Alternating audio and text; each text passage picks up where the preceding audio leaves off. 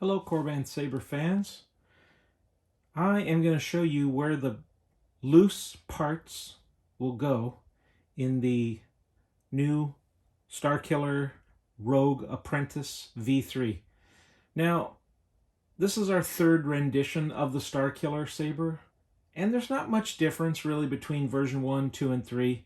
Sometimes we'll change the inside a little bit, and if you buy a V3, obviously you may not be able to use the chassis from V2 or V1, so that's why any small changes, we're going to give it a new version number so you know if you have V2, V3, or V1. Fortunately for us, the chassis that fits inside the V2 will also fit this newer version. So one of the main things they've changed on this is this back section here is actually longer. So we will have a new chassis coming out by Goth that will make use of this longer area, and it could have a removable battery, which is very good. But for those who got an empty Rogue Apprentice and you want to know where the parts are, let me show you.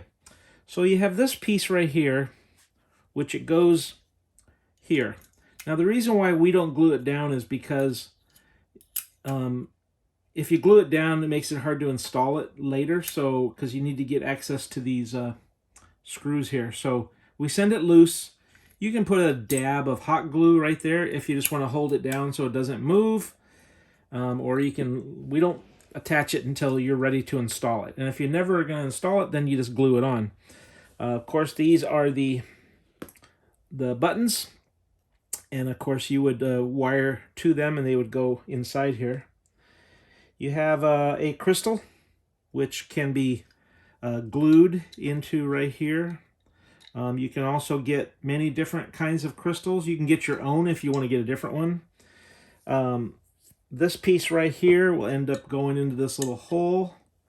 If you want to use it, you can. You don't have to. These pieces are optional. You have these little magnets that go in these holes. I would put a little drop of super glue in there. And what they do is they're an optional piece. You don't have to use them, but they go around this middle section here. See if I can figure out how to do it. Goes like that, and then of course you use the magnets to let's see here. It goes like this. It's hard to do while trying to make a video. There. So if you want the middle section, it doesn't really make it stronger. It's just sort of a eye-pleasing piece. You can use it or not use it. If you like the look of being this narrow area, you can. It's not going to break. The last piece I want to talk about is these rods. So you get both silver or sort of a copper colored, so you can pick whichever ones you want to put in. So here's how I recommend you put them in. So if you look carefully here towards the front, you will see you got holes. 1, 2, 3, 4 holes. So what I do is you put the flat end of the rod in one of the holes. You push it in, and then this piece will lay right here. Now, they could come out if you want them to come out. Some people will put in 2, or you'll use all 4. What I would do is I would use a hot glue gun and put a small dab of glue like right here. And what it does is it holds it in so it can't fall out. But it does come out very easy. But if you push this in and then put it in its groove, it should stay in real good. But I've had people lose them. If you put a drop of hot glue here, it's not going to come out unless you pull it out. If you put super glue, you will never get it out. So that's a more permanent solution. I'd recommend a dab of hot glue right there. That's what I would do. Some people might choose the rods they want and just leave them in. You can do that.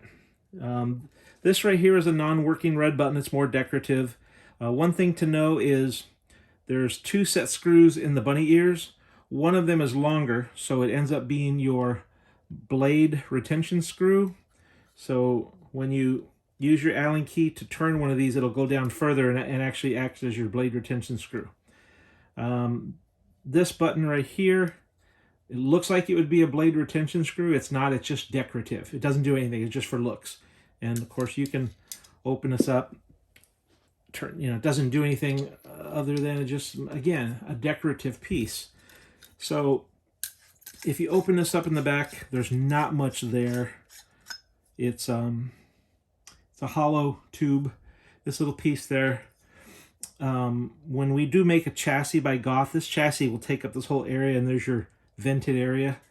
So if you want to turn this into a lit installed saber, it's easy. But that's what I would do with these parts. They do seem to be fairly straightforward, but that's my advice on how to put them in. Some people like to mix and match. Put in kind of like a 2 silver and a gold. I think that looks really awesome. You can do that, or you can use all gold, all silver. But again, that's how I would do it. Many different ways to do it, and you can pick the one that works best for you. Take care. Have a great day.